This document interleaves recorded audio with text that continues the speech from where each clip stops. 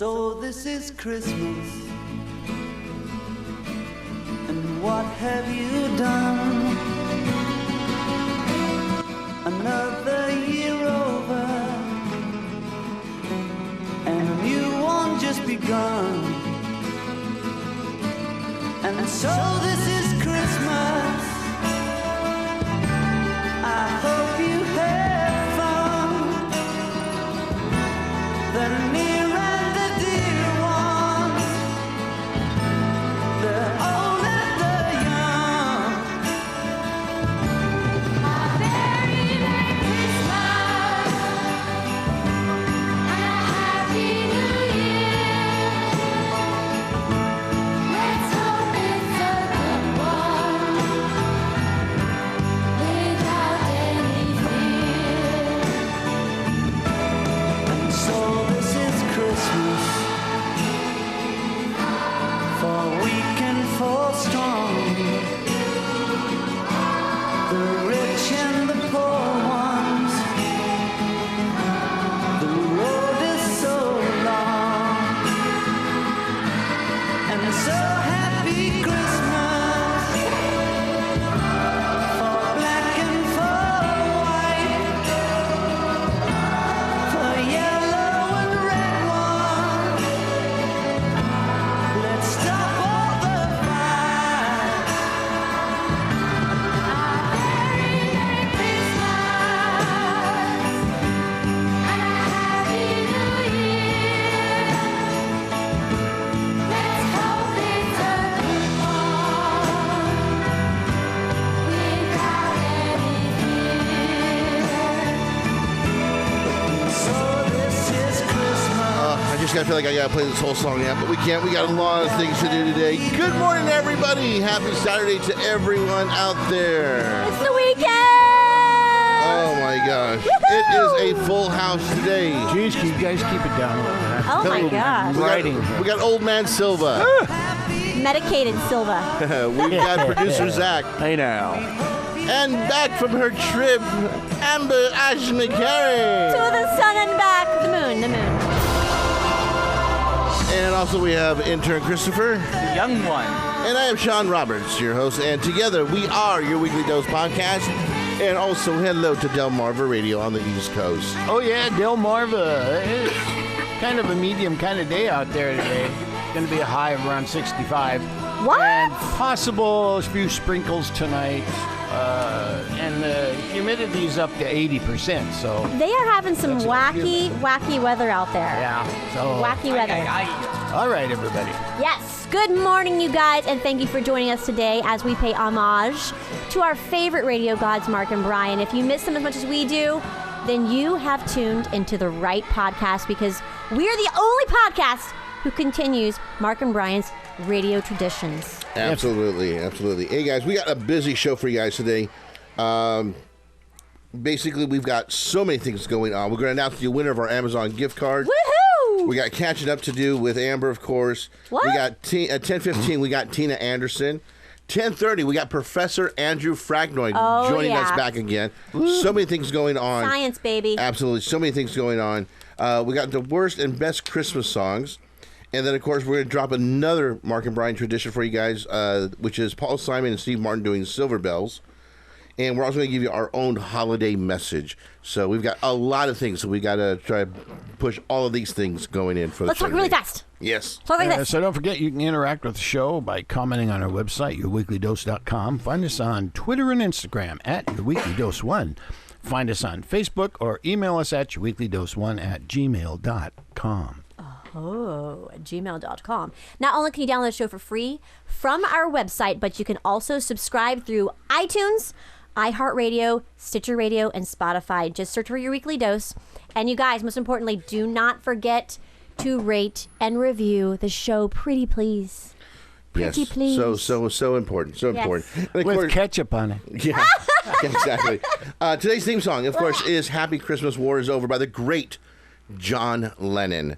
Great song. Of course, one of my favorite Christmas songs overall. We'll be talking about Christmas songs later on, too.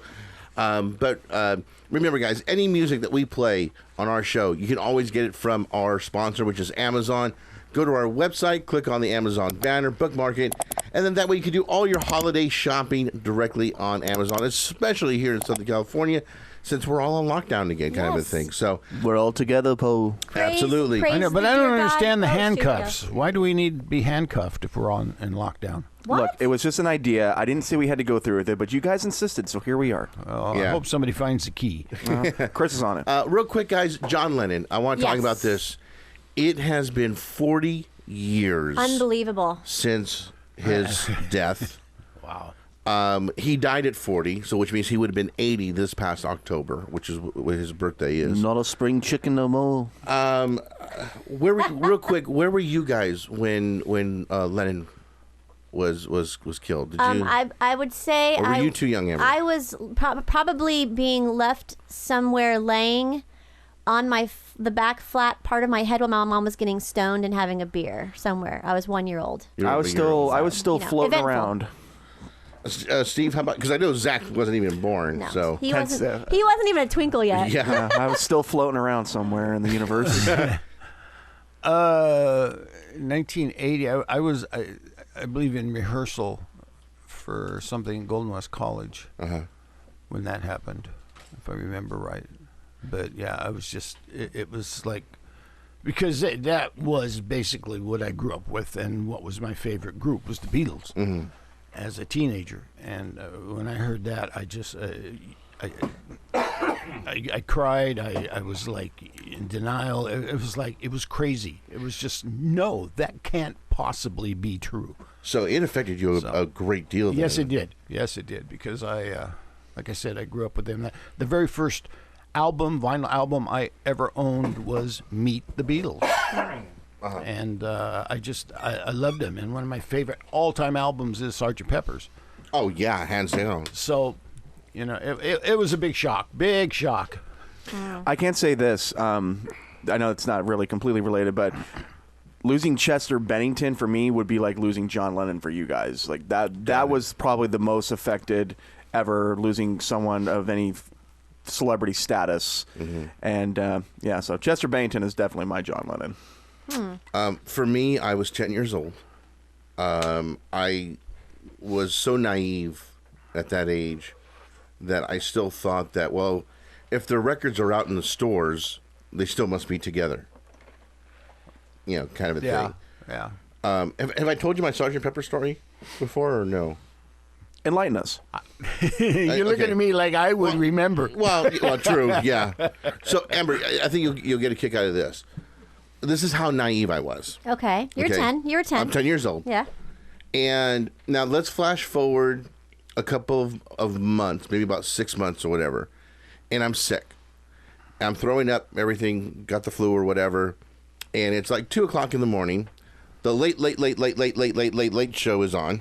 Okay. How many lates? A lot. Okay. It's very late. And it's probably about night. Yeah, anyway. So I see this movie, and they're singing these songs. And the songs are somewhat familiar to me. And I kind of recognize them. Oh, that's a Beatles tune. Okay. And then later on, they do a couple of other songs. And, oh, that's another Beatles tune. Oh, okay. I didn't recognize much of the stuff that they sang. Well, the film, it turned out to be Sgt. Pepper's Lonely Hearts Club Band with the Bee Gees and Peter Frampton. Okay. It was supposed to be a celebration of the Beatles' music and tells the story. The music is not that bad. Matter of fact, it's the one that Christian Hand. Oh, he picked apart. You know, yeah. Okay. And no, that was John Cafferty. I'm sorry. Anyway, but Get it right, Sean. This movie was it's supposed to be a tribute to them. Okay. It's horrible. Oh. I mean, it is a bad You film. said the music was decent. The music's not too bad. Okay. It's very 70s disco-ish basis kind of thing, you know. But you got top stars in there. Aerosmith is in there. Steve Martin is in it. George Burns is in it. Again, you got the Bee Gees. You got Peter Frampton is in it, you know. And there's a couple of other unknowns or whatever. So I'm watching this movie. All right. And 6 months goes by. And I'm now at a store called Gemco. Think of it kind of like the Target of yesteryear. Okay? Oh, it was awesome. Yeah. I loved it. And of course, they have their, just like Target has their CD section or whatever for music and stuff, what's left of it. They have their album section. So I'm kind of going through the different albums, going, AC/DC, I don't know about that group or whatever, and, blah, blah, blah, going through the different groups. I see the Beatles. Well, I've heard of the Beatles because my mom and dad would listen to, KRLA here in Los Angeles, which played oldies. And of course, they would play a few Beatles songs. Okay. All right. So I'm kind of thumbing through it, and I'm looking at some of the different album covers. And I see Sgt. Pepper. I'm like, wait a minute. Ring-a-ding-ding-dong. Wait a minute. What the hell was that? I pull it out. I go find my parents who are looking for whatever, and I tug my dad on his shirt. Dad, what? Look, the Beatles. Yeah. I go, it's Sgt. Pepper. Okay. They stole the idea from the movie. Oh, no! Oh. Great story, Hansel. Oh, yeah. Love Cool it. story, bro. I'm like, are you kidding? My dad just like, oh, we need to have a talk.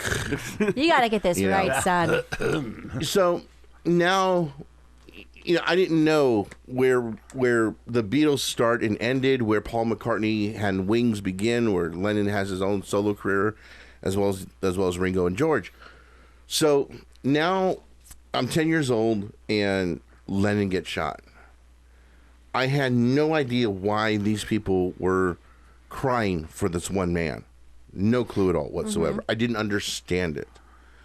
So that year for Christmas, my mom got me a book about the Beatles. And it was a newer book, and it so happened that they threw the inserts of Lennon's passing and the importance of it and everything and why it's so. Once I read the book, I then really understood and go, that's what I want to do for the rest of my life. Oh, wow.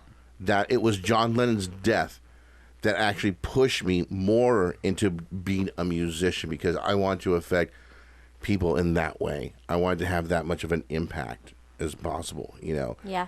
And, so for Steve, I can understand,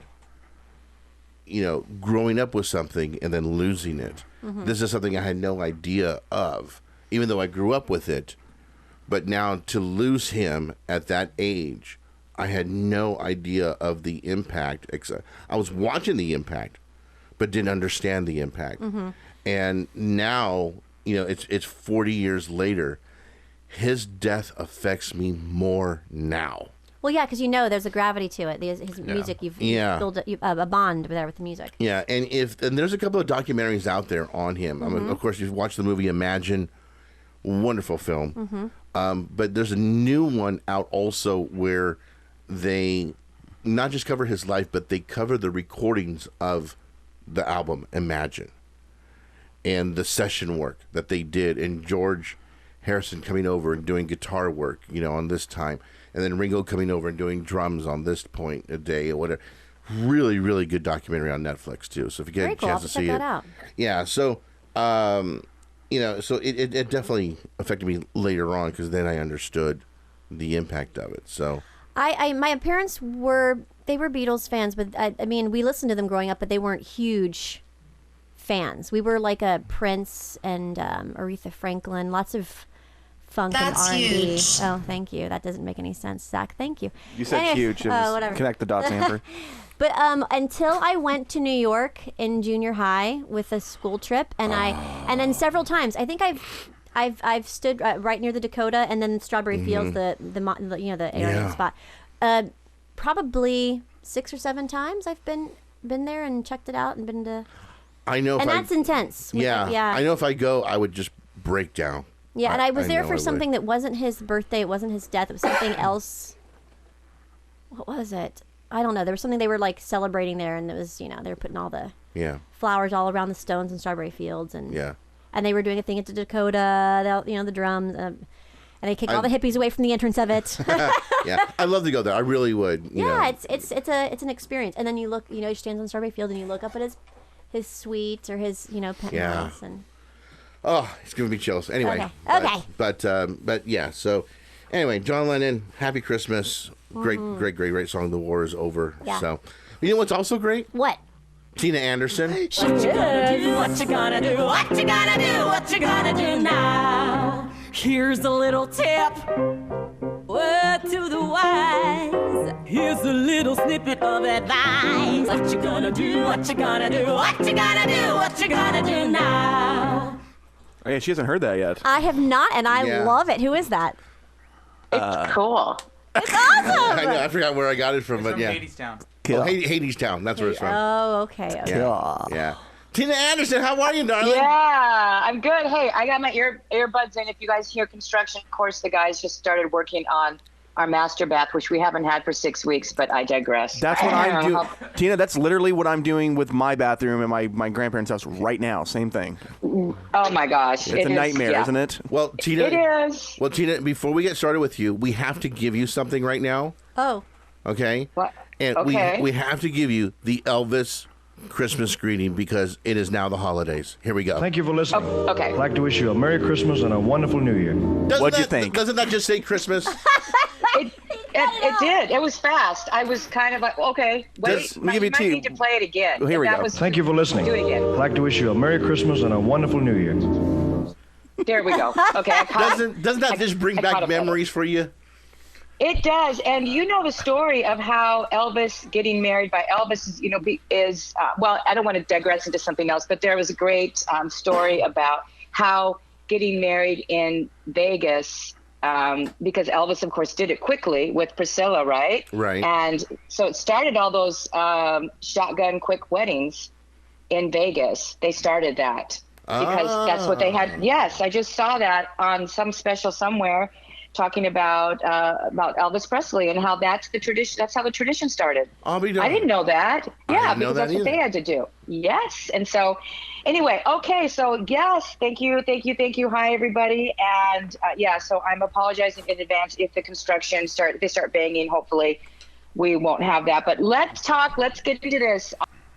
So we are in Sagittarius time, and I know you guys have already done birthdays, but I want to give a shout out to my Sagittarius friends, and just today I thought I would give a little tip in case you have Sagittarius youngins, or you're going to have a Sagittarius baby, that you might keep this in mind as well.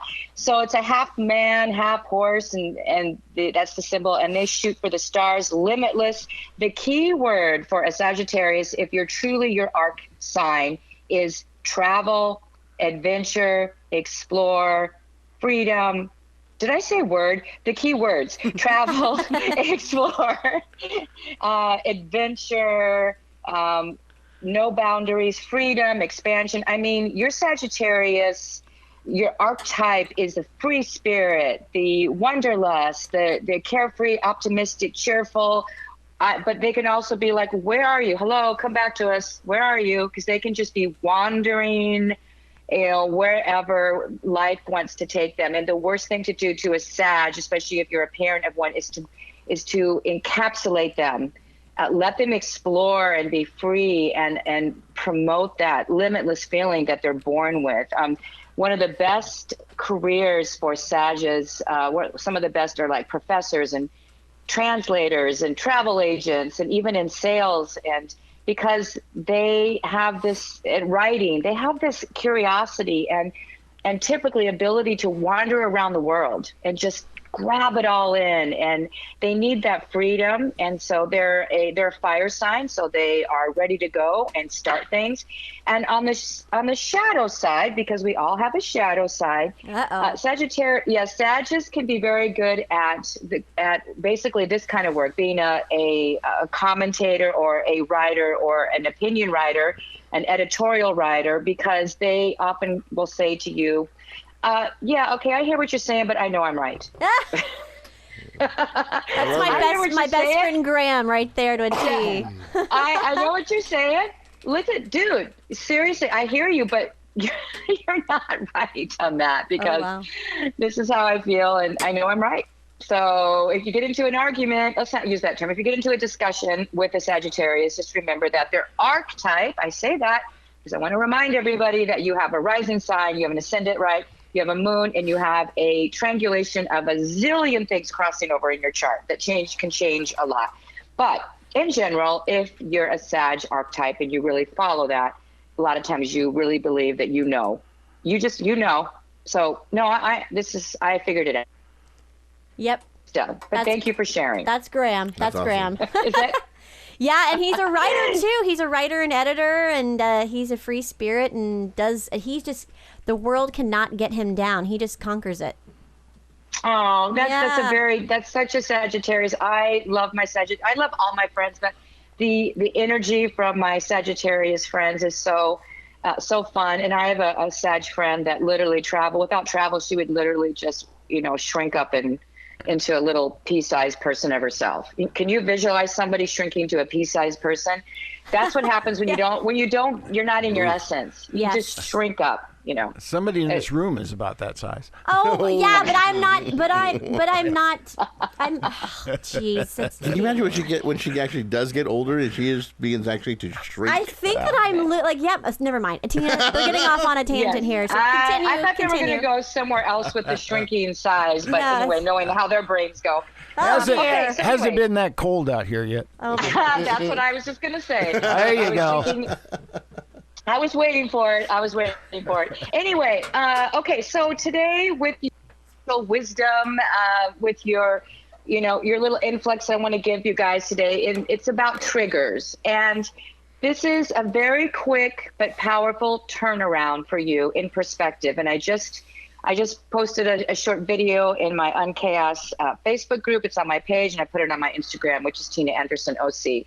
So here's the deal. I myself have had a lot of unconscious programming related to my upbringing that I didn't realize I hadn't taken care of. And my dad moved in over 3 years ago, and it's beautiful. We're caretaking. It's beautiful. A lot of stuff I had to deal with. I turned into a 12-year-old, 14-year-old again, off and on throughout the day with my dad in the beginning.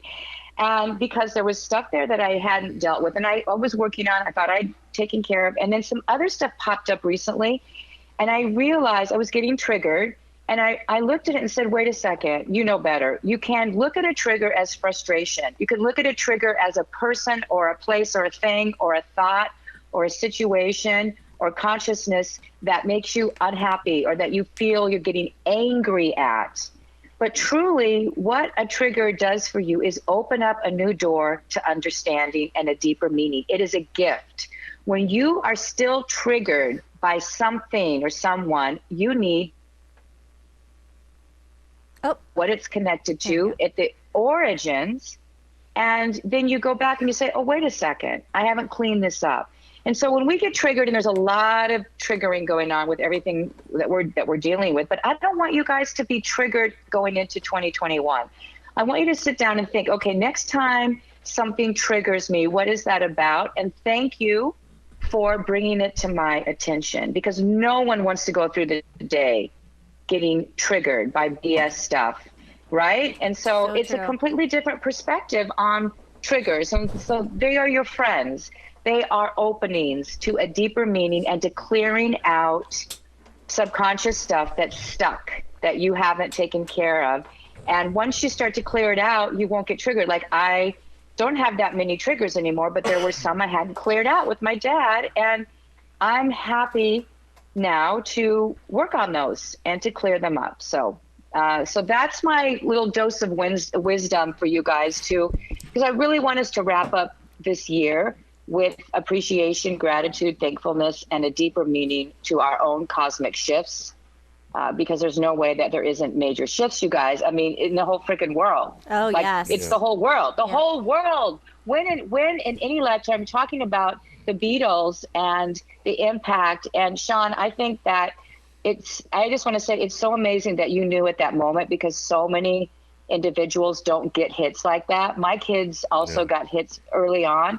And you are really, you followed your instincts and your alignment, and, and I'm so happy for you. And it's such a shining example of living in alignment with who you're supposed to be. And so I'm so glad you shared that. Thank and you. that you followed it. It was really interesting because it happened at a weird point in time in my life where I was actually 9 years old, going to be becoming 10, and I remember it was 1979, and I was doing Little League Baseball, and that summer was my first and only year of playing Little League Baseball, and I stopped afterwards, and it was the same summer that I discovered music, and but it wasn't until a year later when I turned 10 that it really impacted me. And I was learning to play the drums and the bass from a friend of mine who lived about 4 houses down from my grandparents' house, and he's the one who kind of started. And it was just more of a curiosity thing, but where it was like, oh, that's kind of cool. This is how you play the drums, or this is how you play the bass. But it wasn't cemented until John's death for me, and going, that's exactly what I want to do. That's so cool. And I mean, it's I can't explain it. It's just that I just knew that that's what I wanted to do for the rest of my life. Yeah. And no, it's awesome. And I wish for those things for other people too. I know we have a room here full of creative people, as well as you too, Tina. But it's tough because sometimes other people don't know what they want to do with their lives, and they just kind of go through college or just go through life doing whatever. And then, next thing you know, 50 years go by, and you go, well, how did I get here? Yeah, no, you're right. It is. And, people have to experience and try things. That's how people often say to me, I don't know what I want to do. Well, what have you tried and experienced? Because it's just as important to know what you don't like. Right. Because when you know what you don't like, then you can try some other things. And it's really experiencing life. If you're struggling, like, I just don't know. And it's really just what you can't not do. I don't want to get off into a tangent on life purpose, but I've spoken on this before in other areas and with other groups. And I've said, you're born with it. So here's the deal. You can't not do it. And you do it all the time. You take it into every job, every situation.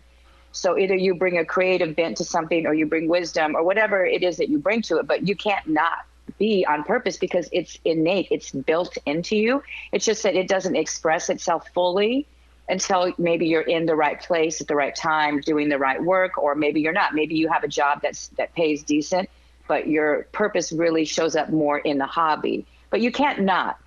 Some people, I said, your purpose would be that you give amazing hugs and you warm hearts just at the right time, and you're a homemaker, or you have a job maybe you're an administrative assistant. It doesn't feel like much, but really you're on purpose because you're shining your light and love at times when people need it, and then it dominoes. I mean, it's just, but I totally get it. It's really tough. My older son really is dealing with that, even though he's a musician. He knows there's more that he wants to do. He's not quite sure how he's going to do it. And I just tell him to be patient and try things. Yeah, exactly. I mean, my son, Roman, he knows, he's becoming a musician himself, but at the same token, it's like, he knows he wants to be in the entertainment industry. He just doesn't know what he wants to do within it. And unfortunately, there was a class that he was supposed to take this year, but the teacher left, so the class got canceled, or it got taught by somebody else, but it wasn't offered online since he's doing the homeschooling thing online. But it was supposed to be in that realm of entertainment, and to where they would teach him how to do camera work, how to write a script, and how to do this and how to do that, like as if it was a newsroom kind of a thing. And they would do their own films and stuff. And unfortunately, it would give him a taste, a little bit of everything, to go, okay, do I want to be a scriptwriter? Do I want to be a TV director? Do I want to be a camera operator? Whatever it may be. And hopefully that would have given him the opportunity to see what he may like or may not like also. So totally agree with you on that. You got to experiment. Yeah, you got to try it. Yeah, and he'll figure that out. And that's a field that you have lots of opportunity to try things and experience things. So that I wanted to originally, a side note, be a vet, and then they said, well, do you like math and science? And I said, no. Zach, right? Yes. I said, no, I don't like math. I like science. It's interesting. I can't do it really, but I like it. Yeah. And then I said, okay. Second choice, wildlife manager. Same thing. Like, really? Okay, so my other passions besides animals and wildlife would be, writing and performing. And so then I was going to go to theater. And my dad said, Tanita, money in that. You need to do something else. I said, okay, so then I went to journalism and writing and speaking and all that. And so I still was able to, I found my way, and then I went back to acting and all that stuff later and had fun with it. But anyway, so, all right, so we wrap this up, guys. So triggers, watch them, be aware of them. Don't block them. Don't get mad at yourself. There's no negative talk. Just say, thank you. Let me walk into that door so I can understand it better. Because it really is so liberating and freeing to not be, triggered all day with It is. all the bullshit stuff. Like, there's a lot of people in line that are getting triggered and yelling at the salespeople. I mean, I can't believe the stuff I'm seeing. People are just, yikes. Right. So anyway, watch your triggers. Let's get into the new year with a better understanding, and happy birthday to Sages. And also, next month, we'll be moving into Capricorn, so happy early birthday for some of the mountain goats. Yay, there mountain as well. They're not bad. Yeah. All right. Gina, thank you so much, as always, darling, for your advice. We love it, and you have a wonderful, wonderful Christmas. Yeah, you guys too. All right, take good care of yourselves. Talk Big next hugs. month. Merry Big hugs. Christmas. Yeah, you Bye. too. You too, guys. All right, take care. Woo! What you gonna do? What you gonna do? What you gonna do? What you gonna do now? Here's a little tip. Word to the wise. Here's a little snippet of advice. What you gonna do? What you gonna do? What you gonna do? What you gonna do now? All right. I love Tina. She's so cool. I get to sit and talk to her for hours. For hours? Hours Hours and and hours and hours hours, and days and hours. hours. Exactly. No, Tina, stay there. And furthermore, Furthermore, Exactly. All right, guys. Well, this weekend is filled with nothing but cool space stuff going on. yes, so many things. And matter of fact, the other day, real quick, my son and I went out, and Karen, we went out to go see the International Space Station pass over Seal Beach. And we actually got to see it with the naked eye. It was the coolest thing. I was naked. It was such a coolest thing. And to help us talk more about space is one of my favorite people, Professor Andrew Fraknoi. How are you, sir? I'm good. Nice to be talking with you again. Oh, thank you so much for coming back on the show. We love to hearing your voice and all the wonderful things about space. So there's a lot of things going on in space right now, is there not? It's true. It seems that despite all the troubles we're having on Earth, we're doing well in space. And one of the biggest things I understand is that there's actually going to be a certain type of meteor shower this weekend. That's right. Now, that's right. Every year, the Earth, as it orbits the sun, goes through some swarms of cosmic debris. It turns out that comets leave behind, as they get near the sun and the comets, which are made of ice, evaporate, they leave behind some dust and dirt in their orbits. And then the Earth, as it swings around the sun, can intersect some of that swarm of dirt. And that's called a meteor shower. A meteor or a shooting star is when a little chunk like that burns up in the Earth's atmosphere and makes a flash of light that we call a shooting star. And so this weekend is the Geminid meteor shower. It's called that because it seems to be coming from the constellation of Gemini when we pass through the swarm. And so Sunday night and Monday morning, if you happen to be outside and you allow your eyes to get a little bit adapted to the dark, you're likely to see many more shooting stars than on a normal night. Oh, that's Wonderful. That's so cool. I saw one Yeah. last night when I was walking the dogs. Yeah, Miles and I did. We saw It's true that it's not just Sunday night. A swarm like this is all spread out. So that's correct. That even tonight, Saturday night, and then Monday night, if you go out, you're still likely to see a few more shooting stars than normal. And the thing to think about when you see them is that because comets are really old, they're sort of leftover chunks from the time that the planets were forming.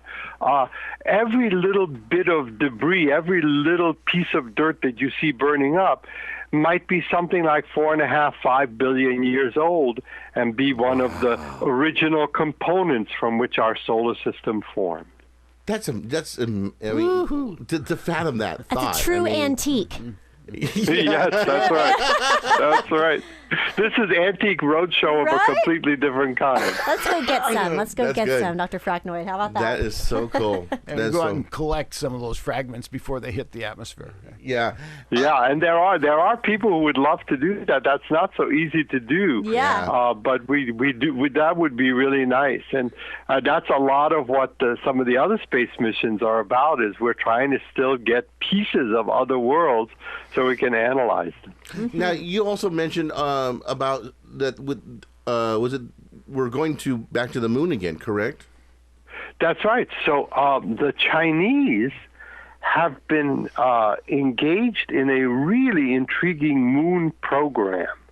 And that doesn't get as much publicity because the Chinese generally don't like to announce things until after they're really successful. And they don't have like reporters at the mission control telling you what's happening. But they have something called the Chang'e program. And the Chang'e 4 mission is actually operating right now on the backside of the moon. This is really quite amazing because it's not so easy. The backside, it's not the dark side, it's the far side. The far side of the moon, okay. The far side of the moon always keeps one side facing the Earth. It's kind of stuck in, that's called the lowest energy orbit, is when you're facing the Earth all the time and going around it. And so we have the side that we see, and then we have the opposite side that we never see.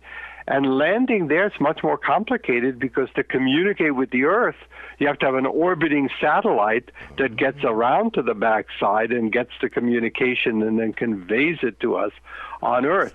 But they set up that whole system, and so they not only landed on the backside of the moon, but they have a little rover that they call the Jade Rabbit, and the little rover left the mothership and is tooling around the backside of the moon, which is a first for the space program. So I'm really impressed by this little Jade Rabbit, and it's sending back great images of what it's like on the backside of the moon. And then more recently, just in the last few days, the Chang'e 5 spacecraft, the next one in this series, landed on the front side of the moon, and they have a sample return. They actually grabbed some moon rocks with a robot probe, put it into a rocket, launched the rocket back up into orbit, where it was caught by a mothership. And now we're waiting for the mothership to come back to Earth and bring those samples from the moon with it. Wow. So that's pretty daring, too. That's still happening right now, where it's in orbit, the mothership, but it hasn't begun to come back to Earth, the best we can tell. Now, when might they share any information with us? And will they? Will they actually tell us anything? So they only share information if the mission is successful. which is of course the way you'd like to run your life, is only to have your successes be counted. But so we expect that the mission will come. We don't know exactly when, but in the next week or so, the mission might come back. Then they have to have a safe landing on Earth. Then they have to retrieve the rocks. And then probably they'd like to analyze them a little bit. But eventually they do share any scientific results, and there are good relations between astronomers in the United States and astronomers in China. And so we hope to learn eventually the analysis they made. They tried to land, and we'll see if they were successful, in a part of the moon where the surface seems younger, where the surface from deep underneath was dug up by something hitting the moon, and so that might be somewhat younger material that we can get access to it. So we'll see how that works out. I love this. He's got a it's kind of amazing that although it seems like the world is paralyzed by this microscopic virus, in fact, we're still able to carry out a space program. That's kind of a nice feeling. And the thing is that there's just so many other things that have been going on with all of this. Because again, it's like I just found out. I don't know if you heard or not. I mentioned the International Space Station, and it was really, really nice and amazing to see this thing that is so many thousands of miles away, And with- Hundreds of Hundreds of miles. Hundreds of miles away. It's not that far away. Not that far away. But it's amazing, and that it's been continuously inhabited by people from many different countries, all getting along in this now quite large station, which has been put together from piece after piece sent up by different countries. And there it is, a kind of testament to the fact that we can get along, at least in space. And right now, I think it's supposed to last till, I think, beginning of next year. They've got not one, but 2 rockets attached to the space station. One brought a crew up and the other brought supplies up. And at the same time, Yes. these things are attached. And it's like the first time that's ever happened. So a lot of people are doing a lot of work for this space station. Absolutely. Love it. And that's private industry that's getting some of these refueling and personing probes up there. That's also a nice development that NASA is now engaged with private industry to try to do some of this. Love it. Yeah, I mean, like I said, it was just amazing to see. I do have a question regarding it, though. When we were looking at it, we were facing, I believe it was northwest, and then it was traveling over our heads southeast, I believe is what it was. And as it was approaching us, we noticed that it was moving very fast. But once it got over our head and then began to move away, it seemed to slow down. Well, what causes that illusion? Well, that's just an effect of perspective as you're looking at it, because it's not actually changing the speed that it's going around. It goes, I don't remember the exact amount of time it takes to go around the Earth, but I know that the Hubble Space Telescope, which is roughly in the same region, takes about 97 minutes to go once around the Earth. Jeez. So we're talking about, a good clip. And you want to keep going around pretty fast because you don't want to fall to Earth. Oh, yes. That's the essential thing. Speed keeps you in orbit. Ah, okay. Yeah, Interesting. that's right. That's right. And I wanted to mention, while we're talking about looking at things in the sky, that this month there's also another kind of really nice spectacular coming up that I like, especially because it's very democratic. You don't need special equipment to see it. If you look and any night, if you have a clear night any time right now and until the end of December, you should be able to see in the southwest sky 2 dots of light, what look like 2 stars that are a little bit brighter than anything else in the area, and that turns out to be the planet Jupiter and Saturn. Now, the story is that Jupiter and Saturn both go around the sun, but they go around at different speeds. Jupiter takes 12 years to go around. Saturn takes 30 years to go around. Jeez. So think of them as cars kind of going around a racetrack at different speeds. Every once in a while, every roughly 20 years, Jupiter and Saturn, as seen from Earth, line up. They're actually not close to each other in space, but they're close in the sky. They happen to be passing each other in this racetrack arrangement. And that's what's happening now, except it's going to be that they get closer than they've been in hundreds and hundreds of years. Oh, wow. And in fact, on December 21st, they're going to get so close to each other that they'll look like one planet instead of 2. Okay, 21st. And that's really interesting. It hasn't happened since the 1600s. Wow. Even though every 20 years they line up, they don't line up quite this well. So every day if you go out and you look toward the southwest right after sunset, this is only in the early evening that you can see this, but right after sunset, if you look toward the southwest, you'll be able to see Jupiter and Saturn, and right now they're still a little distance apart, and every night they'll get closer and closer and closer until exactly on the winter solstice, this is a coincidence, but on exactly the shortest night of the year, the longest night of the year, December 21st, they're going to get as close to each other as they've been in a long time, and they'll look like one, but if you look up through binoculars or a small telescope, they'll look like the 2 planets, Saturn with its rings and Jupiter with its big moons, right close to each other. And wow. we get to see a little bit of road rage there going on. That's right, exactly. So, You lousy planet. this is called a conjunction, by the way. When two planets get close to each other, astronomers call it a conjunction. And as I say, this is going to be the best conjunction of Jupiter and Venus in hundreds of years, and it's something that anyone can see as long as your sky is clear. So if people have kids and they want to show the kids something nice in the sky, this is really a nice thing to be on the lookout for. Early evenings between now and the end of December. Look toward the southwest for Jupiter and Saturn. Wonderful, wonderful. Professor Fraknoi, thank you again so much for coming on and filling us with this information. You know, every so often I find certain articles that I want to call you and see if you can come on, but sometimes they happen in the middle of the week, and there's just so many things coming up, and especially like the meteor shower this weekend and everything. So I'm so glad we had you on this weekend. Good. Glad to talk with you. Absolutely. And please stay safe, and we know you are and everything, because we'd love to talk to you again sometime soon. You bet. All right. Thank you very much. Thank you, Professor Fraknoi. Take care. Thank you. Merry Christmas, Wonderful. Professor. Bye-bye. Bye-bye. I love that man. I just love listening. I'm a listener. love that man. I'm a listener and learner. Fun day. He reminds me of some of the professors I had in my first year of college. Really? Yeah, just, you know. Yeah. I like the way when he explains things, he tells all the little details that make sense. He doesn't assume you know something you might not, or something. He explains it as it is. All very layman's. And it's very nice to listen to. Yeah.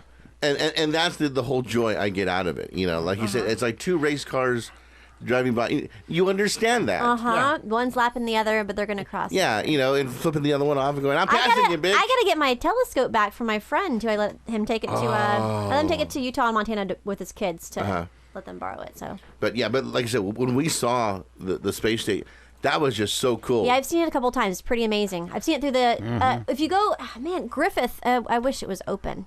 Obviously. Well, you know. Well, you know what? We went to Seal Beach. We went to the pier. Well, no, I mean, I know, but if you go up to Griffith when there's not COVID, they have these incredible nights where they have professional astronomers out there and amateur astronomers with homemade telescopes. I mean, and I say homemade. They are hundreds of thousands. I mean, these things are insane. Wow. They're like, there's one guy who brings one out, and it's like half the size of this room. It's amazing. Really? Oh, yeah. And he spent years building it, and it's like all these lenses. And yeah, he brings it in the back of this massive truck. Oh, my gosh. Yeah.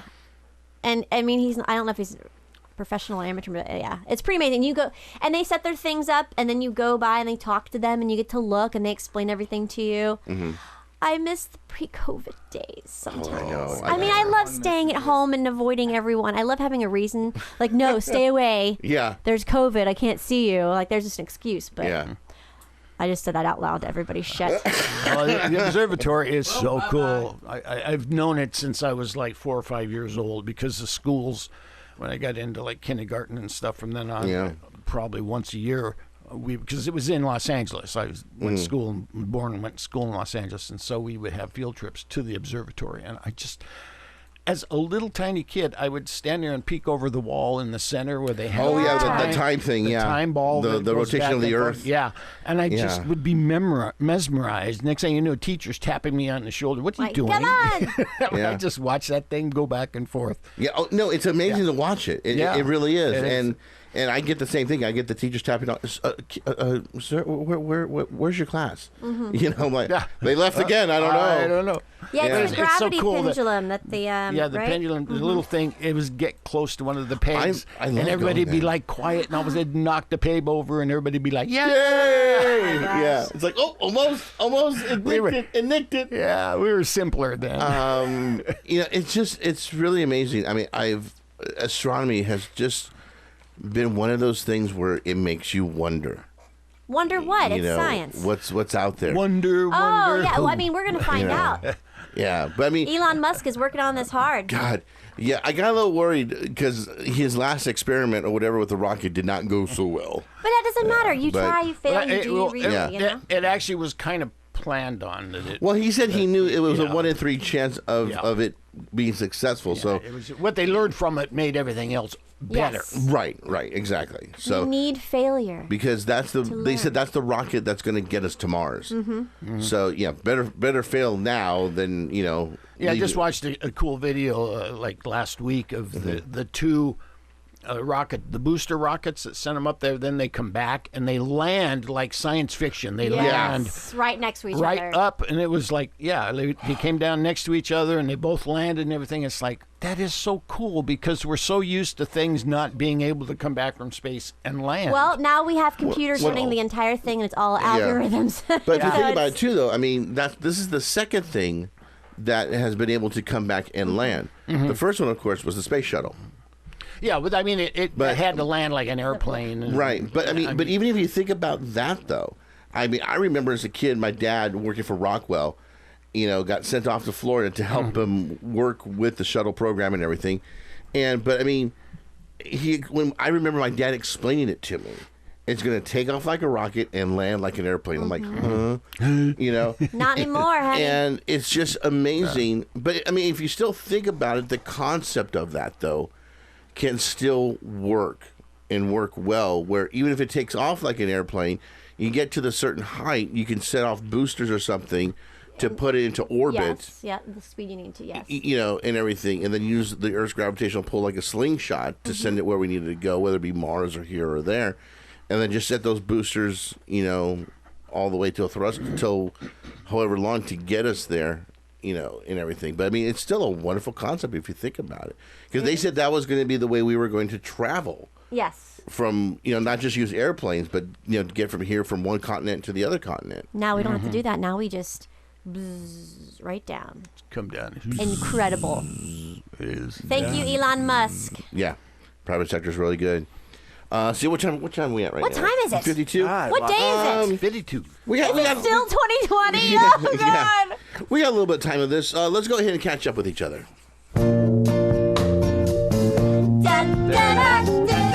We have missed that so much. I miss it too. I miss you, goofy motherfuckers. So we're going to have Amber take over this section Oh, why? because you got so much to talk about. So I had to quarantine a lot.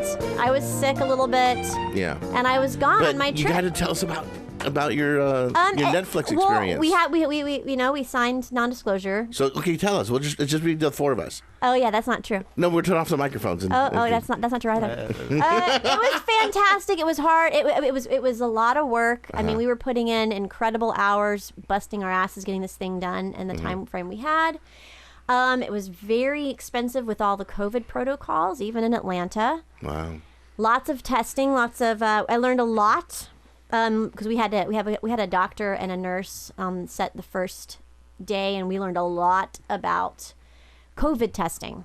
Oh wow. And basically, what I learned is the cheek swabs. When you go get these little swabs done, they're so inaccurate. Okay. Like a 40% chance of. Well, I've always been hearing the nasal swabs though. No, the nasal swabs, the deep nasal PCR, and that just means it goes off to a lab and it's analyzed for 2 to 3 days. That is the most accurate test you can get. So you want to go get the deep nasal PCR. Takes a couple days. The rapid test, we did on set. We did the deep nasal rapid test, and it takes a couple of seconds. Maybe like 30, 40 seconds. Wow. Those are also incredibly inaccurate, and they are not covered by insurance. So they So just the regular pricey. deep nasal. The regular deep nasal goes off to the laboratory. That's what you want to go do. Okay. So no quickies. No quickies. Do you want to go deep? Take your time. Deep nasal. Deep nasal. Take your and time. let me tell you what, I've had. They're interesting. Just like lay back and. I've had Take it so many deep, things up my nose the last couple of weeks. Wow. Like a little permanent scar in the back of my head right here. God. But you get it done, and that's it. And my kids went with me too, and they had one done with me. And Oh, I know they went with you. yeah.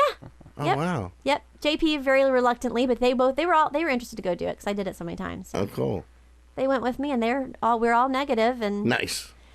And Well, you guys should be more positive. I know, right? Not really. Knew that was coming. Not really. So it's been good. I'm glad to be back. I had a hard time coming back and adjusting because we worked so much and I got into work mode. Yeah. And I was on East Coast time and we were up at 4, 5 in the morning on the East Coast. So it was for me. I'm like, whoa! It's like that's like 2, 3 a.m. Yeah. So. Exactly. And I came back and it was a little hard being back because there wasn't a whole lot to do. Mm-hmm.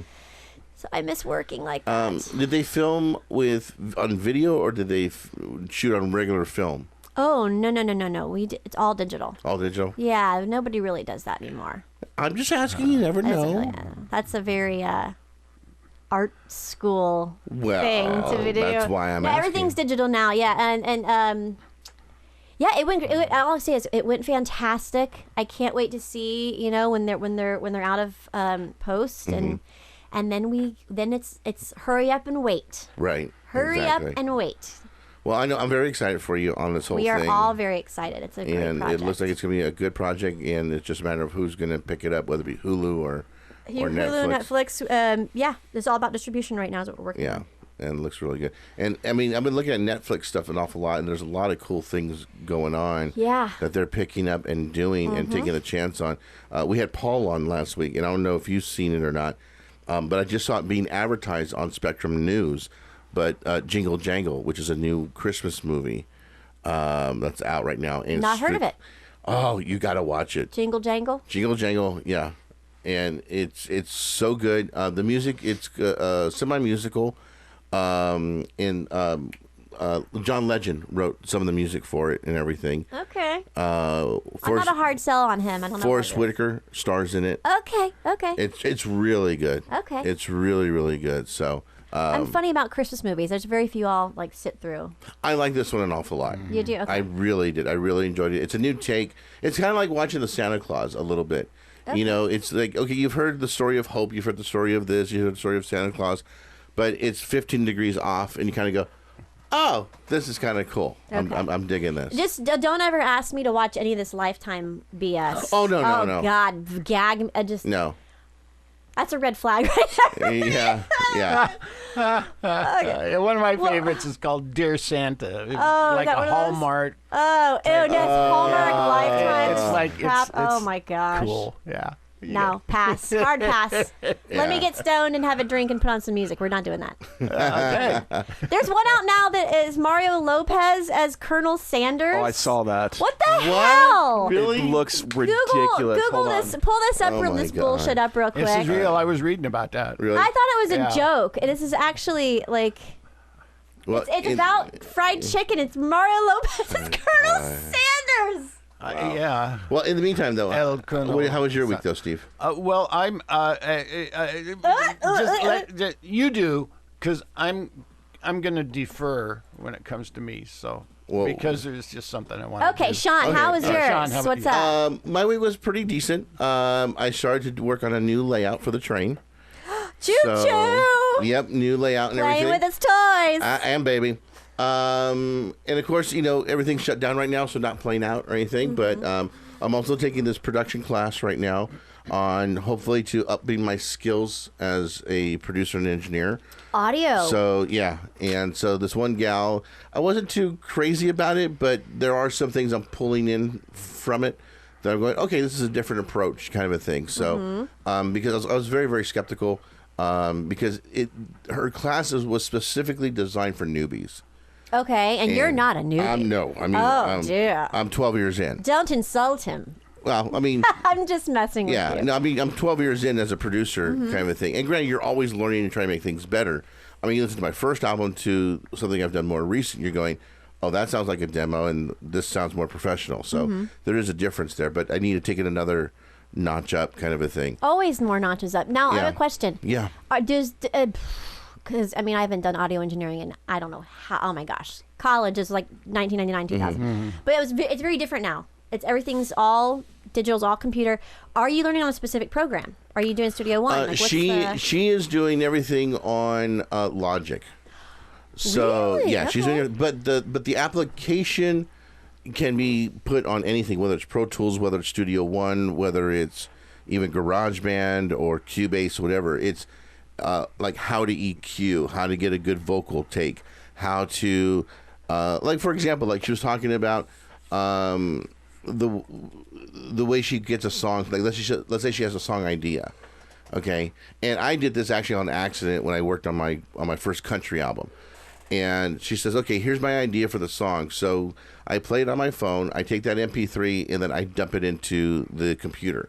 So she creates, the template for it, and she puts the demo in there. So that's the track that you're kind of listening to for your reference track, basically. So okay, that's fine. You can do that in any software, obviously. Yeah. So there's just certain things that you can do that will transcend no matter what. But there are certain tricks that she's doing that only apply to Logic. But if you get other programs, like she's using the drums in Logic, the loop drums and everything. But like, for example, I use Easy Drummer. And she even suggests for those who don't use Logic, get Easy Drummer. So there's those type of things too and everything. Yeah. So Cal uses Logic. He loves it. And he uses all the... Boy, yeah. Me too. Yeah. Me too. Yeah. So it's a good little program. There's things I'm picking up. I'm going, oh, I've done that before. Oh, okay. And to me, that is just also kind of like a reassurance of I'm on the right path as well, that I've been doing things correctly. But there's just other little tricks I'm trying to learn and trying to get a better, let's say, acoustic guitar sound or a better vocal sound. I always have problems with my own vocals, so that's what I'm really trying to go with right now on that. So, but so I'm doing that, and then like I said, the train thing, and like I said, then we went to go see the space station flyby. Yay! So that was cool. So that was my week. Did you wave? Sounds fun. When you were doing it? I did. Well, actually, I thumbed him for a ride.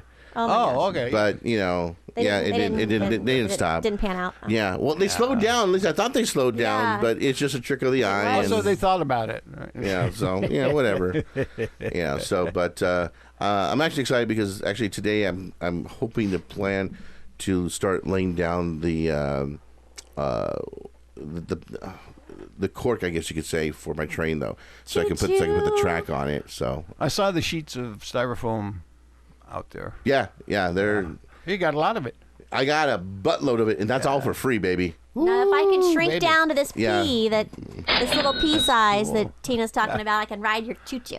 Well, they do make a Z scale, and a T scale too. I can just like a little kid's train. I just like how the one Amber in- said choo-choo. The one in Griffith or the Oh, those are so train fun. I know those little. I would love to have one of those. I know. Oh, God. I've got the perfect overalls and hat for this. So I mean, she could practically fit in the train. So Whee! Exactly. Now, Steve, are you ready yet? Well, we were going to listen to something. Oh, we were first. gonna listen to. He called up. Did you? Or are the we not Kentucky doing Fried that? Chicken. The KFC thing, yeah. or was that? this is the Okay, picture of okay. it. What's it called again? A recipe for seduction. Recipe What? for seduction. This is real shit. Oh my This God. is real shit right here. Let's go. All right, play something. December 13th for Lifetime. Play a trailer or something. Let me see if I get a little trailer here. Mario Lopez is Colonel Sanders. Yeah, I think, And it's a Christmas movie. Then. wait till after the Wonder Woman 1984 ad. There's not enough pot in the world for me to sit through this shit. Really? Not enough? No. I think this is just the perfect amount for this. I'd tear the TV off. Remember when they used to sell chicken by showing chicken? Tender and juicy. Well, here's the new Juicy, brought to you by KFC. Who the hell are you? Harlan Sanders, new chef. Mario Lopez is Colonel Sanders in a recipe for seduction. A recipe for jokes about Mario Lopez. Mario Lopez never met a check he Mario? couldn't cash. Yes, of course. KFC's 15-minute movie will air on Lifetime with 15 minutes. Harlan Sanders as the forbidden love. Jessica is falling for Harlan. The cook? Who knew the 11 secret herbs and spices were also an aphrodisiac, eh? Mario Lopez himself tweeted, Colonel Sanders is adding some sabor, flavor to the menu. But why should we be surprised? On Mother's Day in past years, KFC introduced the Chickendales. Wow. Oh my God! It's these men that are strippers Not and to they're mention- taking off their pants. Tender wings of desire. A 96-page romance novel. So Oh. why not a mini Lifetime movie? When it began trending, Twitter began wondering, is this for real? This cannot be real. I think it's for real, tweeted someone who looked up the Lifetime schedule and posted This the lady's listing. funny. Do the Hamburglar next, suggested someone imagining future fast food movies. This could be a thing. KFC is known for its marketing stunts. Oh, the fire log that smells like Like its that is a thing. chicken-scented fire log, so popular it's out of stock on Walmart's Wow. website. Or chicken-scented sunscreen that supposedly made you smell. Oh my God, I'd like to get that. Or chicken-shaped Crocs that sold for $60. What? But whoever figured KFC could stand for Kentucky Fried Cinema? Mario Lopez as Colonel Sanders This is is not ridiculous. the ending to 2020 I expected. The knife in the movie isn't just for cutting chicken. Just kill him already. Colonel Sanders must be spinning. Hey, look at there. Didn't I tell you it was finger licking good? Will a recipe for seduction be finger-licking good enough to keep viewers from using their finger to change the channel? Wow. CNN. There's a pun. Thank you, lady from CNN. That was It sounded like she was trying to be like an old Barbara Walters. Yeah, it was very 60 Minutes. It was very like, Oh my God! And he looks horrible. it's ridiculous. It's ridiculous. Mario Lopez. Mario Lopez, everybody. Mario. Never met a Chucky you won't get. My God. Okay, 2020 is given everything. Yes. Okay. Me? Yes. Yes, it's me. okay, your Yeah, I'll turn. go to you. I have to preface this with something and see if I can get. Let's add bar 2. Come on, let's add bar 2. This is something you can totally do. Come on, y'all, let's add bar 2. 2 plus 0 is 2. Oh, I just got it. I am going to defer my time to Mr. Zachary. Yeah, he's referring to my victory in. Oh my gosh. Is that a math? That took you that long? That's a YouTube. No, I know, but that's what it was in reference to you. I was like, is there a joke here? I was waiting for it too, but yeah, yeah. Yeah, right now I'm feeling a lot like. Yes! Yes! Oh, yeah! This is me last night. Finished. I gotta. Buddy? Yeah. I have exercised the demons. I got a C on my math final. That's a wrap. We're done. Woo! We don't have to hear about this shit anymore. Yay! No, you do not. Absolutely not. Never again. So my overall grade is a B. I got an 85%, so that is over exceeding what I was planning on.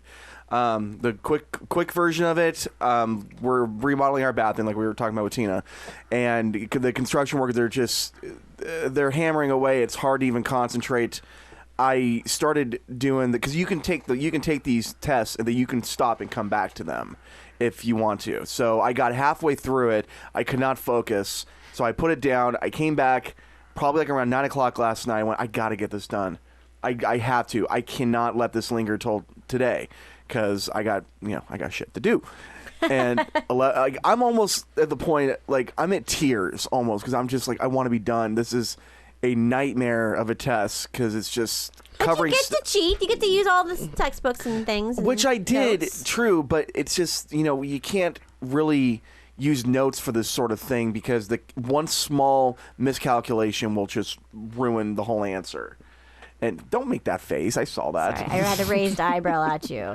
No, Back well, through this your notes. this has just been a major thorn It has. in his side. In his ass. In my butt. Because of his past. And he didn't feel he was that good at it. Right. And now he's come back and conquered the hell out of it. Like Tina said, your trigger. Your trigger is gone. Triggered. Yeah, and so almost 11 o'clock comes around and I finish it. Then it says that I got a 72%, and I just went, no way! Calls me at 11 o'clock last did. night. I'm like, guess what? I'm working on something for the show today, and he calls me. He goes, "Wow, you answered your phone fast." I'm like, "Well, sitting right next to me." I was waiting for Amber to call me back. Her dog pissed everywhere, and the other one shit everywhere. Exactly. Lord. 3 hours Sorry. later. Merry Christmas, everybody. 3 hours later. Amber's potty mouth is back.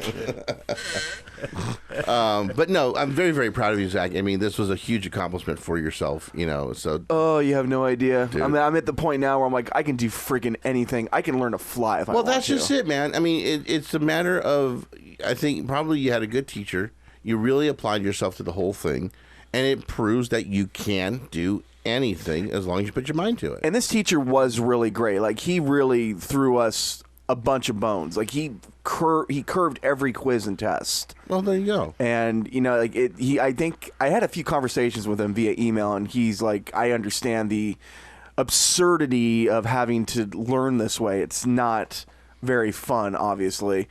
And he even said, math's supposed to be fun. I'm going, no, it's not. But thank you for the enthusiasm. But he was really helpful. So I would take it again if he was teaching it. Oh. Did I say that? Yes, you out did. loud? Did I burst into flames? Wow. Well, wait. This is what, Algebra 1? No, it's called Math 100. It was everything. It was pretty much a little bit of everything. This was just the gamut. Oh my gosh! Amber I couldn't believe it. Amber, when I first started, we I went was helping through. you do. Yeah. We were working on the Pythagorean theorem, lots of geometry stuff. She looked like her head was about to explode. Certain. Well, I had to go back and learn a few things too. And then Miles, I was like, Miles was like, no, I'm not doing that right now. I already did my own homework. I'm like, oh, fuck, fine. So Zach and I sat for a couple hours. We did good. We did. We figured everything out, and I taught you some things. You taught me. We kind of relearned it together. And poor Miles, she's like, Miles, come here. Miles like, no, I'm out. Yeah, I got my own literally. Shit. Cool. I'm like, bitch, you knew Algebra 2. Get over here. So one class left, and then I graduate, and I won't even have a One graduation class ceremony. left. That's awesome, dude. That's awesome. Then it's off to Cal State Fullerton and probably psychology, and then I'm going to be all you guys' therapists. Oh yeah.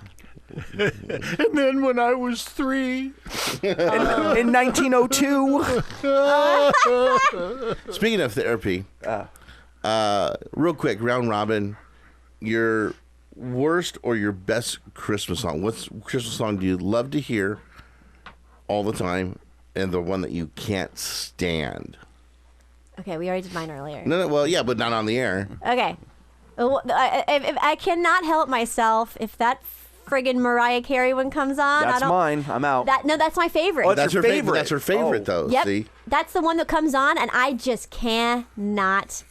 Dude, I just go off on that song. You go off on that one? Well, now you know the one that I hate. What it is. Yeah, so that's what he hates. And my other favorites, anything jazz, Ella Fitzgerald, anything like jazz, standard God. Christmas. Those are all my favorites. Yeah. Steve, what I'm about a you? sucker for some jazz. well, the one I hate is the Little Drummer Boy. Oh, yeah. Really? Good Lord. It Oh, I just hate that. drags. I just do. It's one of the, oh boy, yeah. Oh, dear. Wait. What about the one with Bing Crosby and David Bowie? Even that version you don't like? No, I just don't like it. Really? Yeah. Wow. Yeah. All right. What's your favorite? There's others too. What's your favorite though? My favorite is by Josh Groban. It's called Believe, and it's from. Oh yeah. Oh, From yeah. my Polar Express. Polar Express. Yeah.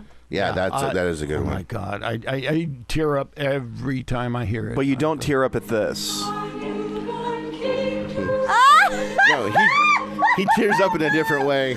Oh, Tears boy. of Look at him. He's anger. hanging his head and shaking his head. Hey, I gotta drive him home, dude. I gotta drive him home. Where's that fart sound?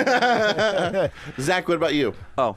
There we Well, go. okay That's how then. I feel about that. All right. I don't really. Well, I know which one I hate. It sucks. I think I have more ones that I dislike than actually do like. I hate to say it because I just kind of grew up in a household and people that just have Coast 103 during Christmas time on all day, and it drives me absolutely crazy. So I hate to be a Grinch, but I don't really have any Christmas songs that are my favorites. Really? I was in the my uncles were all pastors, but I was always in the friggin' choir, especially the kids choir and the teen choir. Ugh. Every Christian Christmas song, I mean, Jesus baby bullshit is like, it's just stuck in my. It's like it's embedded in my, and when I hear it, like I get a twinge up my spine and the back of my neck. So I prefer, if I'm going to put on Christmas music, I try so hard to curate a secular Christmas playlist. No, I kind of get you. I kind of understand it with that because it's. I mean, being brought up in a Catholic family too. You know, you have the choirs of people there. You know, stuff. So I mean, I kind of get it. How was that? Exactly. Yeah. And in excelsis Deo. Yeah, I kind of. Oh my. Yeah, I kind of get it. Wow. But it's got to be. I mean, if you're gonna do that old stuff too, it's got to be a little bit different for me to. I think to appreciate it again. Yeah. But hearing it in those old ways, year after year, yeah, I kind of understand that. And then we play 'em at you know, at Christmas gatherings. Everybody sits around the piano and with the guitar and sings everything, and it's like. For me, there's so many good songs out there. Oh yeah, there's some fantastic. I think I won't say that I really there's something I hate. There's something that's like going, oh, it's this again, you know, and one of them is a popular one. Okay, let's hear. Last Christmas I gave you my heart. Very next day. Oh, you're gonna love what I wear next week. You're gonna love what I wear. You know. Save me from tears. I'll give it to someone special. God. You know what? That's sacrilegious to even say anything negative about George. I love George. How dare you? Because I gotta have faith, the faith, the faith. I gotta have faith, the faith, the faith. Baby! Yeah, you know, so. Yes, I do. But I mean, it's just, to me, there's just some that are just so cheesy. I love that one. I love Last Christmas. You know, and like, to me, that's kind of one of them. You know, it's just. Merry Christmas. Because I mean, I wrote it in a letter. Exactly, you know. But there, for me to pick one, oh God, there's just. I mean, Mary Did You Know is awesome. I love that. What's the country version? It's Kathy. Oh, there's a good one of Mary that Did You Know. It's by. I'll play it for you later. Pentatonics do a great version of that too. Oh yeah, this is. But better. I think if I was going to go old school, to me, nothing beats Nat King Cole. Oh yeah. The Christmas song. Yeah, that's a good one. You know, chestnuts roasted. You know, so good. And it's secular. Well, yeah, and a Jew wrote it too. Yes. So you know, but I mean, it's just to me that sets the tone. It does. I do love that one. You know, it's the beginning. The violins. Yeah. Yeah. But it's the cheesy ones. I just saw this cartoon online, and it's Jack Frost, and he's up in the air, you know, and he's looking around and he's crying, and he goes, "I hate this," and everybody's got a mask on covering their nose. That's funny. Yeah. Well, speaking of songs, and the reason why we brought up the songs, whatever, is that this one is a tradition for Mark and Brian. We do it here. We do it every year. And if you haven't seen or heard this, you're going to love it. This was actually a rehearsal for an SNL skit years ago where Paul Simon and Steve Martin are doing Silver Bells. And Steve Martin then kind of goes into this narrative about what Christmas means to him. So we're going to play that for you guys right now. So here we are, Steve Martin, Paul Simon, Silver Bells. Here we go. 1, 2.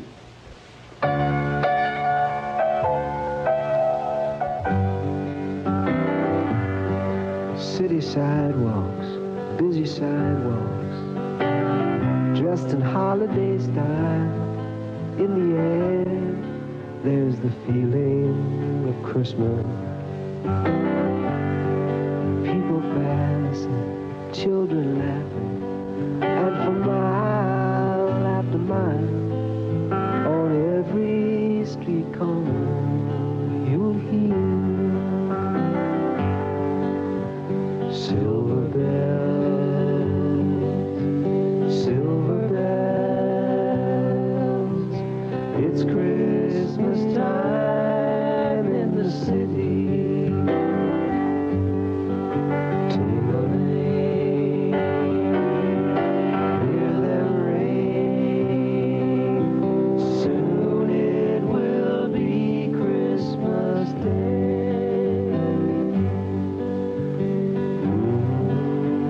Last night, my child looked up at me and said, "Uncle Steve?"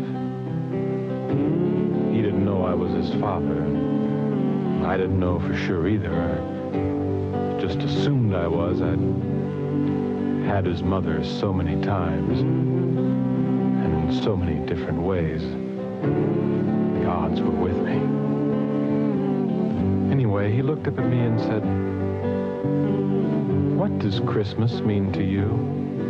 And I said, "Lemuel, Christmas is a time for giving, a time for receiving, a time for eggnog and rum, a time for cutting down trees and hanging plastic doodads on them and watching them die slowly in your living room, catch fire and burn down your house, all your possessions. It's a time for buying things that haven't sold all year long, wrapping them up in shiny paper, and giving them to your friends. Return them and find out you got it on sale. They can only exchange them for things of equal value, like charcoal briquettes or matchbooks with other people's names on them. A time for giving your wife that special coat she always wanted. Those seals didn't need their fur anyway. What do they want it for? They're dead already. It's a time for eggnog and brandy, driving home on icy streets, accidentally nudging the car next to you off the bridge into the frozen river, watching the car sink, seeing the bubbles float up under the water. It's time to sip an eggnog martini and think about the poor, talk of feeding the naked and clothing the hungry. Time to get Christmas cards from all your friends at Consolidated and Allied and Acme.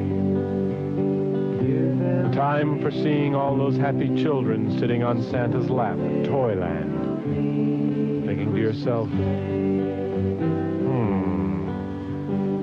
maybe I'll be a Santa next year. 12 years old is not so far from 18. Maybe I should be laying a little groundwork for the future.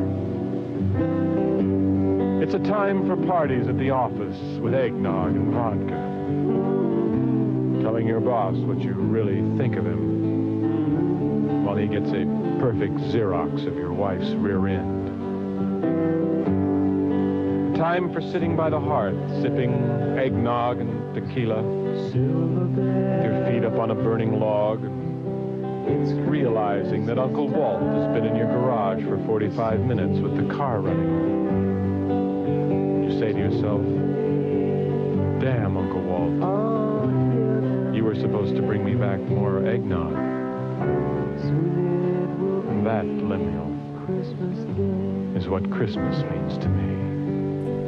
Soon it will be Christmas Day.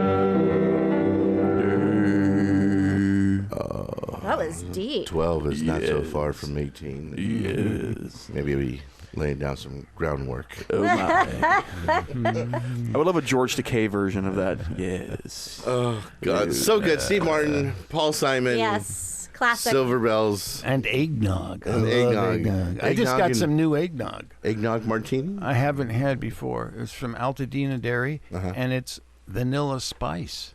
Vanilla. It is so good. I like the OG in the glass bottle from Brogier's. Dairy, you guys know that one? Brogier's? No. Oh, it when sounds I'm fancy. drunk, It I tastes say, take off your brochure. Oh, have to bring. Do you guys like eggnog? I love eggnog.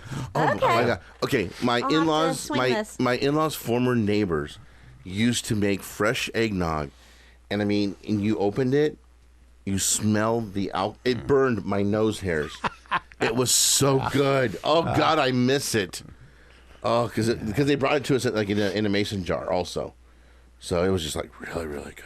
Really I'll have good. to look up for the Brogier's nog. It's For some not reason- cheap. It's a I thought you said animation mug. Yeah, that'd be a little bit different there, my friend. All right. Well, one thing we like to do for you guys too is that we know that everybody needs to have some Christmas holiday messages on their answer machine. So we're going to help you guys out with that. Yay! So, okay. So this is take one. This is our Christmas answering machine for 2020. All right. We ready? Okay, here we go. Take one. Hey, this is Sean. This is Amber. And this is Steve. From your Weekly Dose podcast. You've called the home of our dear friend.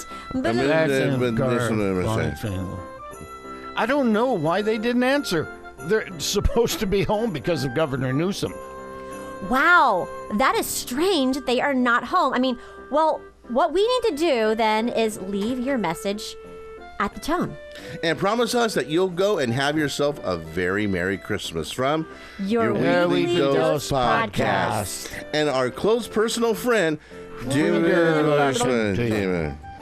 Message at the tone, please. Hey, that would work pretty good. No, tighten that one up. We'll tighten that one up a little bit. Okay. So we got to do the holiday. I'm out of practice with y'all. Yeah, okay. So okay, take one on the holiday answer machine here. Ready? And Hi! This is Sean. This is Amber. And this is Steve. From your Weekly Dose podcast. You've called at the perfect time. Happy holidays, everyone. From us and our very good friend, David. You see, Grandma. Is it home? Is not home right now. We don't know why, because we're all supposed to be home according to Governor Newsom. So what we need you to do is leave your damn message at the tone, okay? Scooby-Doo. Grandma. And we'll be happy to call you back. So have a great holiday from your Weekly Dose podcast and our close personal friend, David. Please leave a message at the tone. Grandma! Now, Grandma! that wasn't too bad. We should probably redo that one later, though. But, okay. I don't know. But, we have some Jewish friends, so we should do a Hanukkah one, I think. Yeah, Chanukah right now. Yeah, Chanukah? Chanukah? Okay. Hanukkah. All right. So, do we have a Hanukkah one here? Okay. Hang on. Why does everything have to have some sort of stupid ad? I blame Grandma for this. I blame Grandma for everything. Grandma! You know, Grandma got run over by a reindeer. She deserved it. That's right. All right, here we go. Ready? Hey, this is Sean. This is Amber. And this is Steve. From your Weekly Dose podcast. Happy Hanukkah! And our very close and personal Jewish friend, David Horowitz.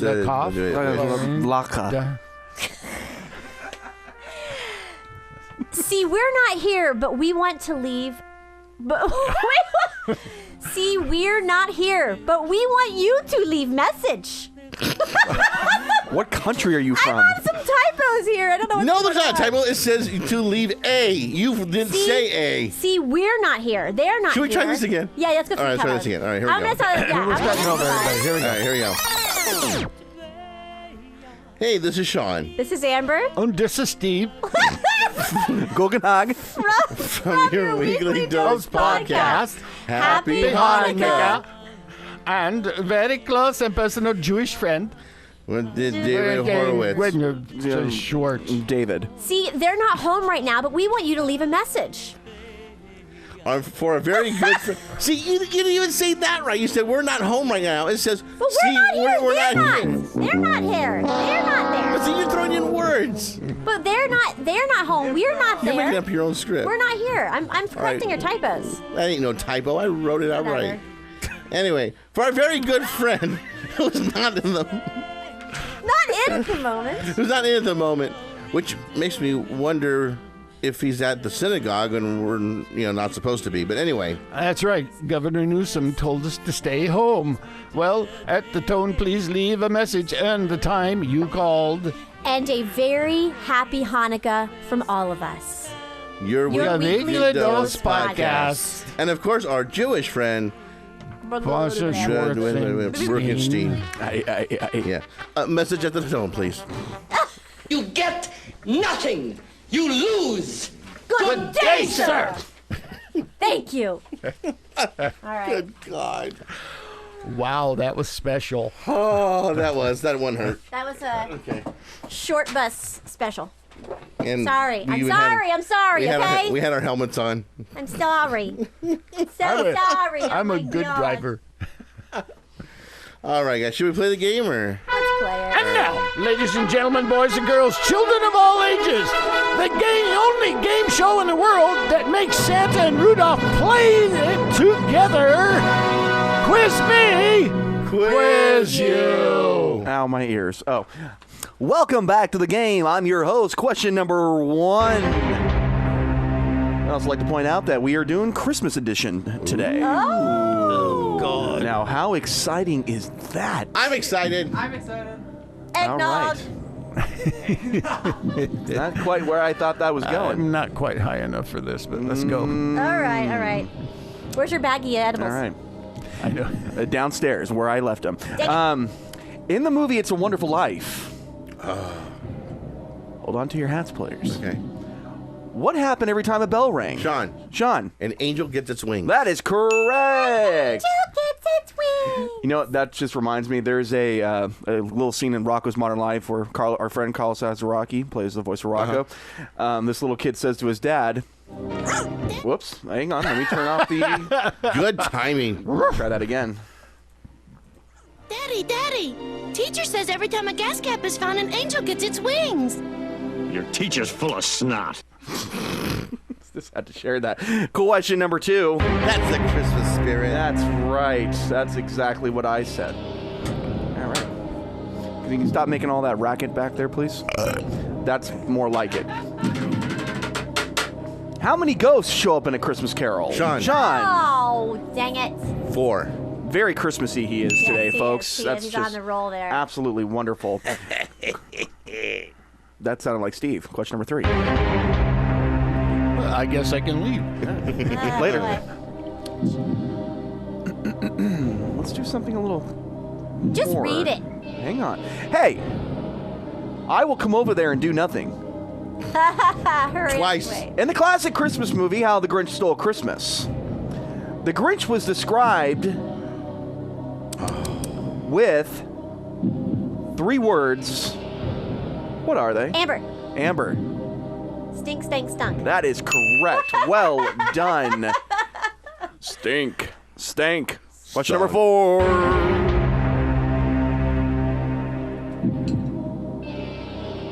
right. This is for Steve. Could someone poke him and make sure he's alive? He's smiling. He's listening. He's alert. Good. Bah humbug. Ebenezer. Which Hollywood actor played 6 different... Steve. Tom Hanks. Yes, in the Polar Express. Oh, gosh, yeah. I just love That's just a the good movie. things he did, the way he was different and the way he did all the characters. It was amazing. Yeah. That movie's hard for me to watch. I don't know why. I think it's too emotional. Really? It I think is it's emotional. too emotional. Yeah, I think it really affects me. I don't like. Wow. I can't watch it. And oh my gosh. It's got a message. It really has What the a hell is strong that? message. What? You cry. You're so sensitive. Oh, that's what you're saying. Question No. number 5. Balls are sensitive. Balls are sensitive. That reminds me of a very good Betty White. Betty White. Yeah, that's what I'm saying. Yeah. Because the vagina, they can take a pounding. They are not weak. I'm gonna spit a baby out and keep on going. Balls Lord. cannot. Oh. Keep going. Oh, my. It's so true. I love it. Of course, without balls, your vagina is useless. True. That's not. I mean, not true. At all. That's not true at all. I mean, that's That is racist. I mean, actually- that's And bigoted. I don't mean that. I mean true. as far as biology is concerned. Oh yes, they are. They are. that When would you're be very, yes, that's another quiz me, quiz you thing. That's a science thing. Speaking of, what is Ralphie's little brother's name in A Christmas Story? oh shit. That's not right, but... oh, sorry. I know Sean. a few family members that are screaming right now. Henry? Sean. No, Amber. Amber. How do I think it's Frank? Frankie? No. Not even close, neither of Dang you. it. Starts with a... Oh, Steve, go ahead. Polly P pants. That's what you're getting for Christmas. Polly P pants. Christopher, I don't even think you've seen the movie yet, huh? Not seen it. It starts with an R, if that's any consolation. Steve. Ralphie. That's No, that's brother. Christopher? What? Yes. I don't know, Robert. Robert? Yeah. No. You guys are getting close. It's you're in the right areas. It's R A. Hey, Amber. Amber. Randy. Chris. That's it. That's my dad's name. I forgot that. Oh, That was Randy. too. That was the first thing that came to my mind. Oh, I thought that was a feeling, not a name. Randy, I have a feeling question Randall. number 6 is here. And we welcome it with joy. I do. What country started the tradition of putting up a Christmas tree? Sean. Germany. Wow, very good. Oh, we done that one before. Oh, we did we? Yes. No, stupid 7. We've done that one many times. In the song Winter Wonderland, what do we call the snowman? Oh shit! I gotta get the whole lyrics. Good. Ah! Sean's actually singing it out loud. Lacy things the wife is missing. Didn't ask for her permission. Oh my gosh, Steve! What is I'm wearing her clothes, pink pantyhose, walking around in women's underwear. Oh, wow. Amber. Amber. Parson Brown. I don't know. Yes, that is correct. Yeah. What does she look at to get that answer? Nothing. It was in my brain. Oh, okay. You know what's in my In brain? the meadow we can and pretend that he is Parson Brown. And pretend that he is Parson Brown. He'll say, are you married? We'll say, no, man. Marriage is very patriarchal. Okay, then.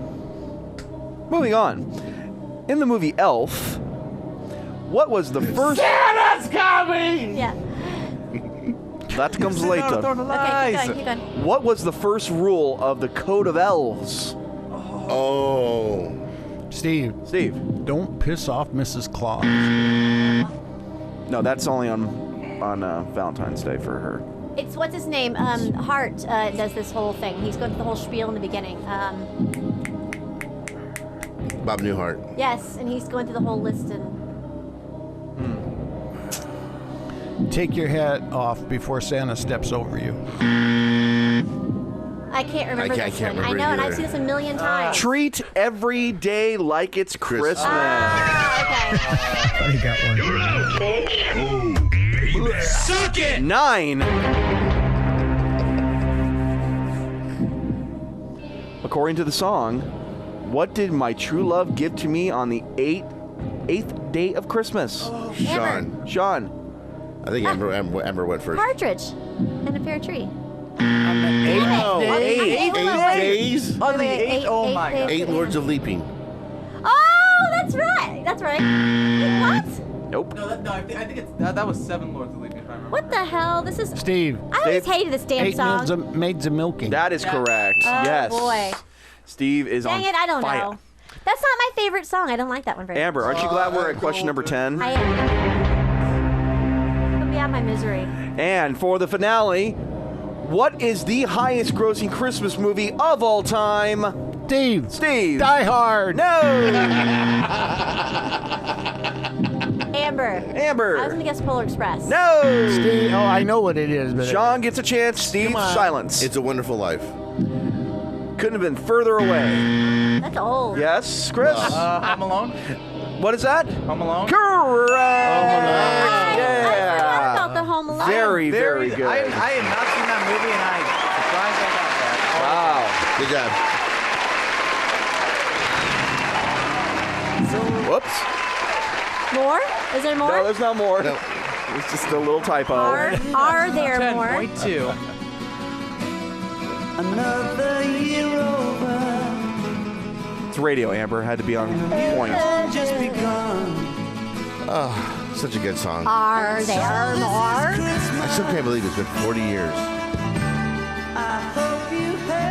Imagine the music that he would have written. His son's done pretty. Both of them have done pretty well. You know what? They're no John, but they're pretty great. I've always loved Julian from the get-go. It's Sean I've always had problems with, but he has become... He's artsier. He's always been more. He's a little bit Indian. artsier, Yeah. but with some of the things he's been doing lately, I'm beginning more respect for him, though. I really do. So, of course, we miss him, John Lennon. It's been 40 years. Far, far too long without that man. But we still got Paul. We still got Ringo. And hopefully they continue for a few more years with us. In the meantime, guys, the show's website is yourweeklydose.com, Facebook page, Your Weekly Dose, Twitter, and Instagram. You can find us at Your Weekly Dose 1. You can find me, Steve, on Facebook, Steve Silva, and on Twitter, at SilvaLining69. And you can find me, if you would like to, on the Instagrams, Amber Ash McCary. And I'm at Zombie Mel Gibson. If you want to hear see my shenanigans. It's mostly puppy stuff. Oh, wait, we have one more thing. Yes, and of course, we did this right before the show. We drew names from a hat, and the winner of our $100 Amazon gift card, Yolanda Boland from Alhambra. Congratulations,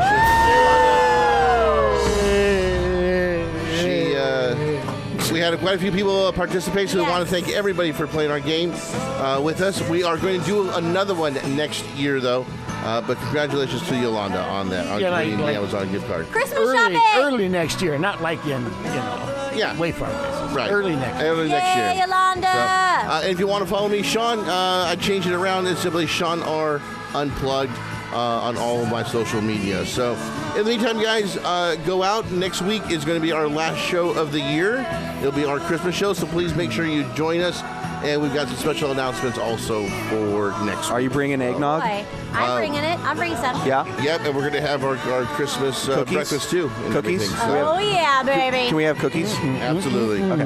So until Did you then... say cookies? Yes. So until then, guys, take care of yourselves, be good to each other, and please stay safe. Imagine, world.